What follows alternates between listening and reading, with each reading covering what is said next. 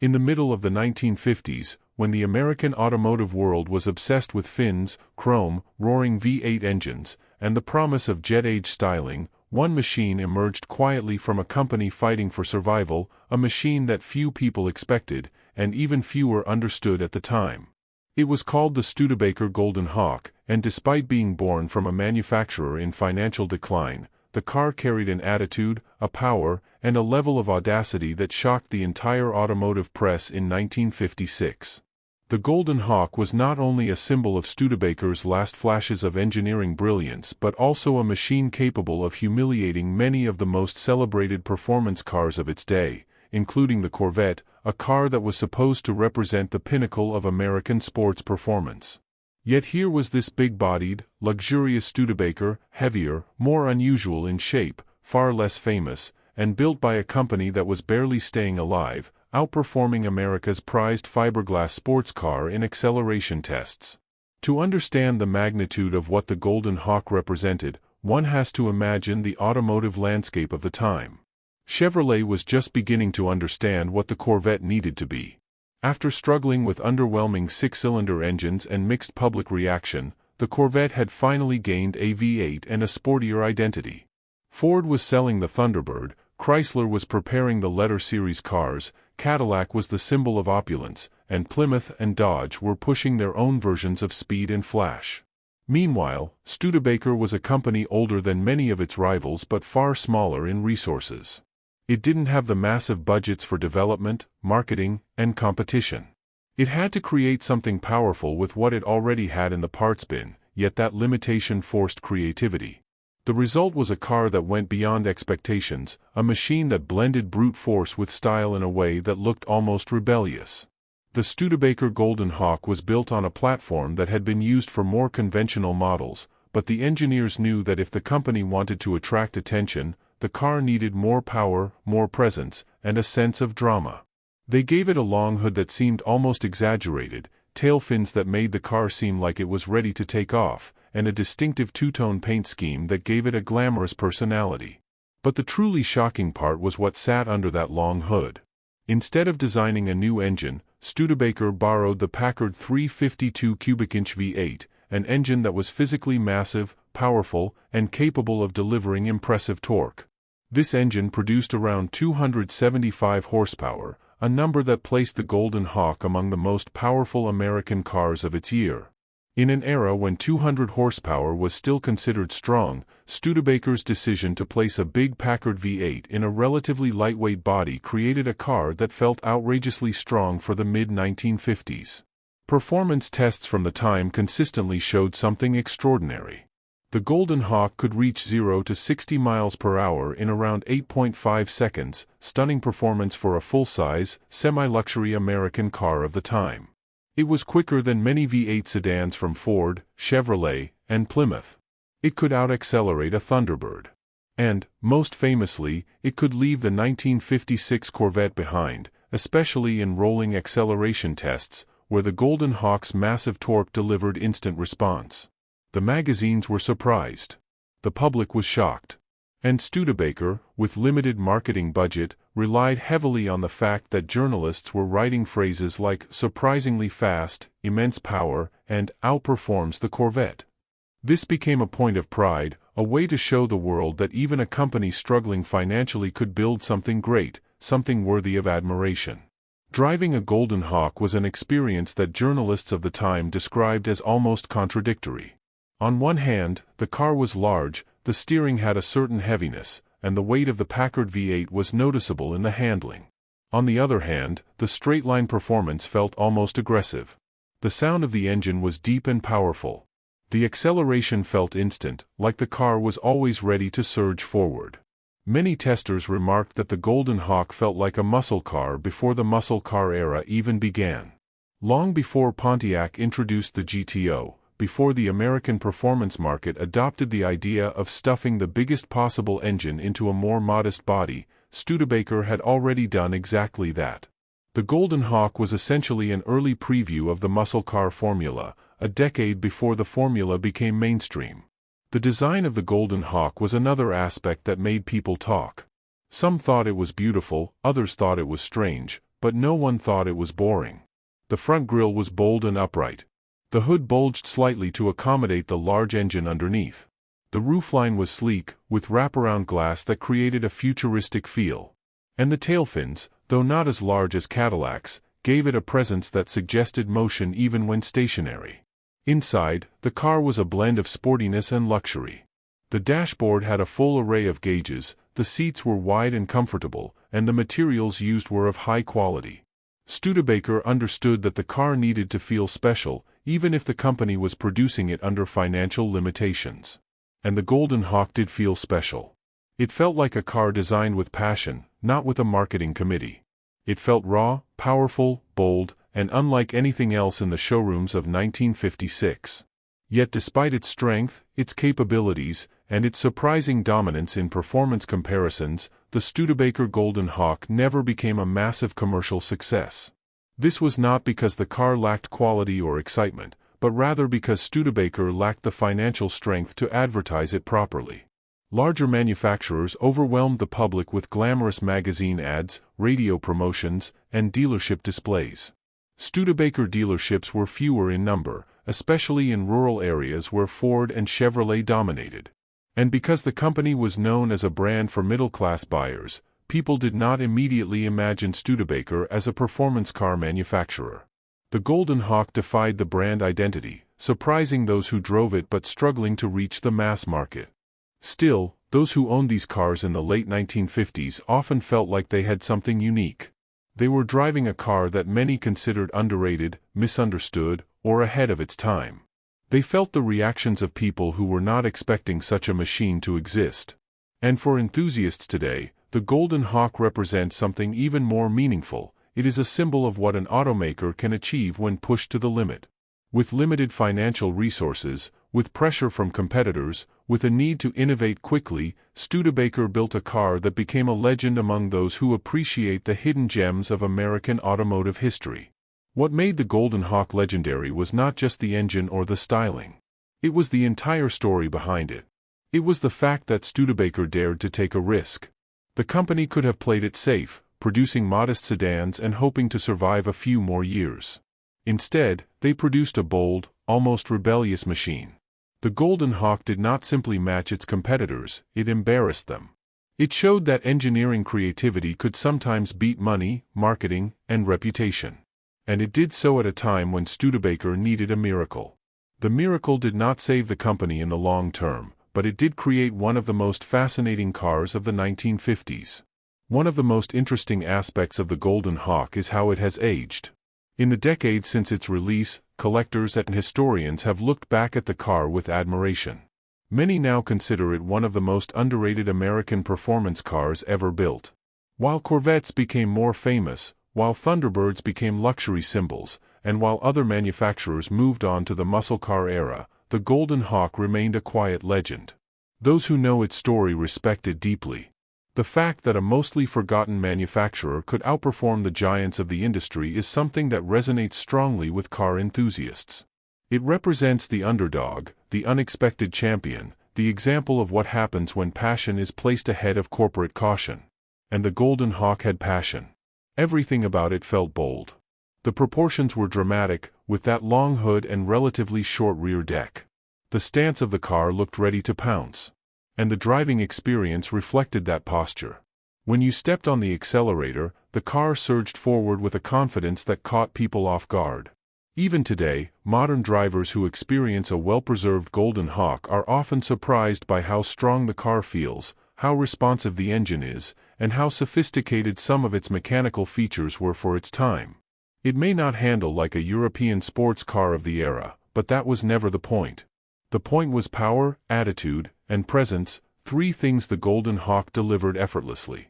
By the time the 1950s came to an end, Studebaker was already facing increasingly difficult challenges. The Hawk series continued, with the Golden Hawk eventually receiving a supercharged Studebaker V8 instead of the Packard engine. This made the car even more impressive in some ways, offering more consistent performance and a better balance. But even with these improvements, the company struggled financially, and production numbers remained modest. This low production is one reason why Golden Hawks are rare and valuable today. They represent not only a unique moment in American automotive history but also the creativity of an automaker fighting for survival. The Golden Hawk remains a testament to Studebaker's ability to surprise the world, to defy expectations, and to produce something extraordinary when the circumstances demanded it. It is a car that has earned respect not through marketing or widespread fame but through performance, character, and the admiration of those who know the truth, that in 1956, this forgotten American machine was capable of humiliating Corvettes and rewriting the rules of what a mid-century performance car could be. As the years passed and the Studebaker Golden Hawk continued to exist quietly in the shadow of more famous American icons, the car developed a kind of mystique that only deepened its legacy. People who saw one driving by in the late 1950s or early 1960s often reacted with curiosity, because the Golden Hawk looked unlike anything else on the road. It had a presence that suggested power and ambition, yet it came from a company small enough that not everyone even recognized the name Studebaker anymore. This unusual combination of bold styling, rare production, and surprising performance made the Golden Hawk stand out in ways that few cars of its era could. And because Studebaker never reached the marketing dominance of Ford or General Motors, the Golden Hawk's reputation had to grow slowly, through word of mouth, through car clubs, through the passion of owners, and through the attention of collectors who began discovering its capabilities decades later. By the time enthusiasts of the 1970s and 1980s rediscovered the Golden Hawk, the world of classic cars had already begun to shift its attention toward American muscle from the late 1960s and early 1970s. The Chevrolet SS, the Mustang, the Road Runner, the GTO, and the Camaro dominated collector conversations. But a certain group of enthusiasts looking deeper into history realized that the formula of big engine, light body, shocking acceleration had existed long before those cars became famous. When they traced that formula backwards, they found the Golden Hawk waiting there like a forgotten ancestor, a machine that had lived through the era before muscle cars were officially born. As they examined it more closely, they realized that the Golden Hawk was, in many ways, the link between early post-war American performance and the explosion of muscle cars a decade later. It was the car that dared to place massive power in a medium-sized platform at a time when the idea seemed risky and unusual. Collectors who drove the Golden Hawk for the first time were often surprised by how modern it felt in some aspects. The steering still carried the weight of a mid-century American vehicle, but the responsiveness of the Packard V8 or the later supercharged Studebaker V8 gave the car an eagerness that felt more like something from the late 1960s than the mid-1950s. The sound was deep and authoritative, and the torque curve of the engine made acceleration feel immediate. Even the interior, although clearly styled for the 1950s aesthetic, felt more driver-focused than many contemporaries.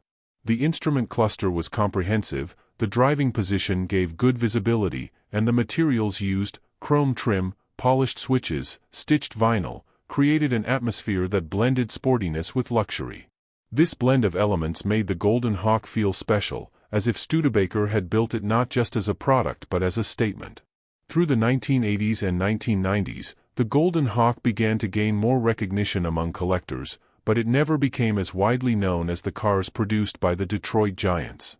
This relative obscurity only strengthened its appeal for certain enthusiasts. Those who sought something rare, something that carried a story of struggle and defiance, gravitated toward the Golden Hawk. They appreciated not only its performance but also its narrative, the fact that it represented a moment when Studebaker fought back against the overwhelming competition with engineering ingenuity rather than corporate budgets. Some collectors described the car as a symbol of American independence, the product of a company that refused to surrender quietly. Others admired it for its aesthetic, which combined aggressive proportions with elegant details, creating a design language that felt distinctly Studebaker. Among the people who have studied the Golden Hawk deeply, one recurring theme is the emotional connection the car inspires. It is a machine that elicits pride in its owners because of its underdog status. Driving a Golden Hawk feels like participating in a forgotten chapter of automotive history, one where passion mattered more than mass production, and where craftsmanship and courage defined the spirit of the automobile. Even in restoration communities, people often talk about how the Golden Hawk feels alive, how its engine has a personality, how its looks command attention wherever it goes. Not because the car is famous, but because it is striking in a way that suggests authenticity. When enthusiasts gather at car shows and one of them arrives with a Golden Hawk, it always draws a crowd, not necessarily because people recognize it, but because they are curious and impressed by what they are seeing. The story of the Golden Hawk's continued existence has also been shaped by the dedication of owners who took it upon themselves to preserve the legacy of Studebaker and its most daring creations. When Studebaker closed its South Bend operations in the 1960s and later ceased U.S. production entirely, many feared that the company's history would fade away. Yet clubs, archives, enthusiasts, and restorers ensured that the story did not die. They collected documents, sourced parts, recreated unavailable components, shared mechanical knowledge, and organized gatherings where people could bring their beloved Studebakers back to life. Within these communities, the Golden Hawk was always treated as something exceptional. It was the car that proved Studebaker had once been capable of challenging the giants. It was the symbol of a moment in history when the impossible seemed achievable. One of the fascinating aspects of studying the Golden Hawk is its dual nature. On one side, it was undeniably a luxury car, with refined interior materials and stylish exterior appointments. On the other side, it was a raw performance machine, one that could embarrass the Corvette in acceleration tests and challenge many of the powerful V8 sedans of its era. This mixture gave the car a personality that appealed to a wide range of drivers, from those seeking speed to those desiring comfort. It was neither a pure sports car nor a pure luxury cruiser. It existed somewhere in between, creating a category of its own, something like an American Grand Tourer decades before GT cars became widely recognized. If Studebaker had survived longer, some historians believe the company could have become a leader in the high-performance luxury segment. The Golden Hawk was proof of that potential. As the years moved into the 21st century, appreciation for the Golden Hawk continued to grow.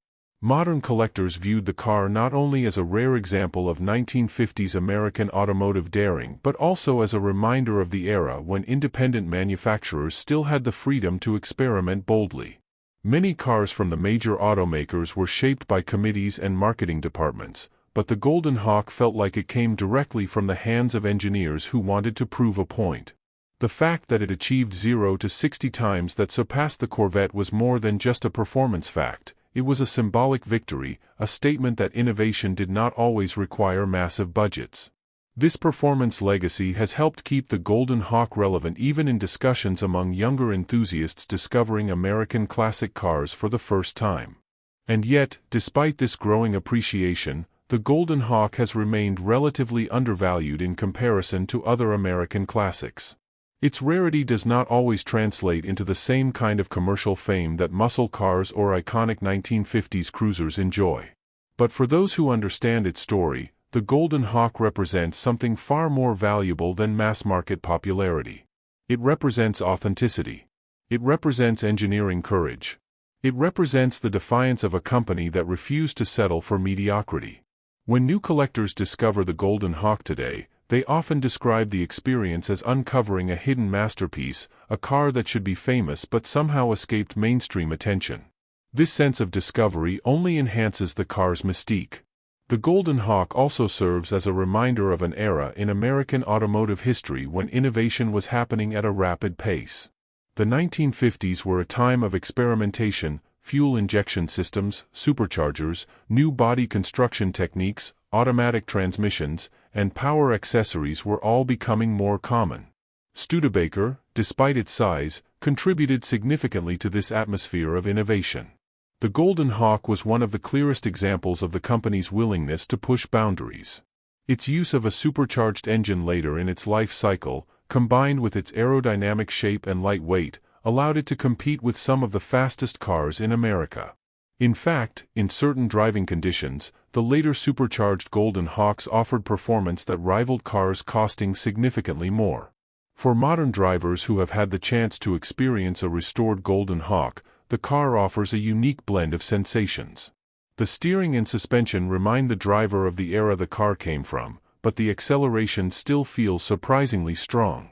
The engine sound is bold, deep, and satisfying, the kind of sound that makes you smile even before the car starts moving. On open highways, the Golden Hawk settles into a confident, steady rhythm, with the engine delivering torque so smoothly that long-distance cruising feels effortless. In city driving, the car attracts attention from people who may have never seen one before. Some approach and ask what kind of car it is, unaware that they are standing before a rare gem from an iconic but forgotten brand. Owners often proudly explain the Golden Hawk's history, its Corvette-beating performance, and its role as Studebaker's last great stand. The Golden Hawk continues to influence automotive culture not only through its legacy but also through its symbolism. It teaches an important lesson about the automotive world: greatness does not always come from the manufacturers with the deepest pockets. Sometimes greatness comes from resilience. Sometimes it comes from risk. Sometimes it comes from a company trying to fight extinction by building something bold enough to make people believe again. For Studebaker, the Golden Hawk was that bold creation. It represented a moment of hope, a moment when all the engineering talent within the company united to produce something extraordinary. In the end, the legacy of the Studebaker Golden Hawk is not just about speed, or power, or design. It is about identity. It is about what a car can represent beyond its metal body. It is about defiance in the face of adversity, about creativity under pressure, and about proving that even the underdog can rise above the giants when it dares to challenge the status quo. The Golden Hawk is more than a classic car, it is a story of determination, innovation, and American spirit.